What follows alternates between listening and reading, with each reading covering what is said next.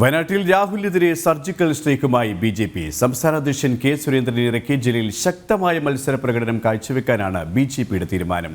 വന്യജീവി ശല്യവും ആരോഗ്യ മേഖലയിലെ പിന്നോക്കാവസ്ഥയും യാത്രാ സൗകര്യങ്ങളും അലട്ടുന്ന വയനാട്ടിലെ ജനങ്ങൾ വളരെ പ്രതീക്ഷയോടെയാണ് സുരേന്ദ്രന്റെ വരവ് നോക്കിക്കാണുന്നത്.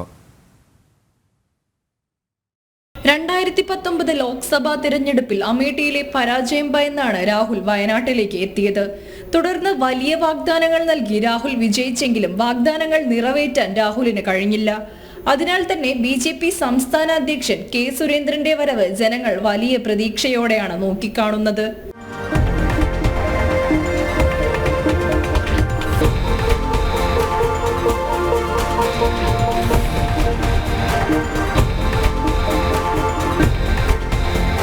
ഏറ്റവും അധികം വനവാസികൾ തിങ്ങിപ്പാർക്കുന്ന മണ്ഡലത്തിൽ സുരേന്ദ്രന്റെ വരവോടെ തങ്ങളുടെ പ്രശ്നങ്ങൾ പൊതുശ്രദ്ധയിൽ എത്തിക്കാമെന്ന ആത്മവിശ്വാസത്തിലാണ് വനവാസികൾ. സുരേന്ദ്രന്റെ വരവ് ദേശീയ തലത്തിൽ ഒരുമിച്ചു നിൽക്കുന്ന ആനി രാജയും രാഹുലും തമ്മിലുള്ള സൗഹൃദ മത്സരം അവസാനിപ്പിച്ച് രാഹുലിനെതിരെ ശക്തമായ മത്സരം കാഴ്ചവെക്കാനാണ് ബി.ജെ.പി. ജില്ലാ നേതൃത്വത്തിന്റെ തീരുമാനം. ജനം, വയനാട്.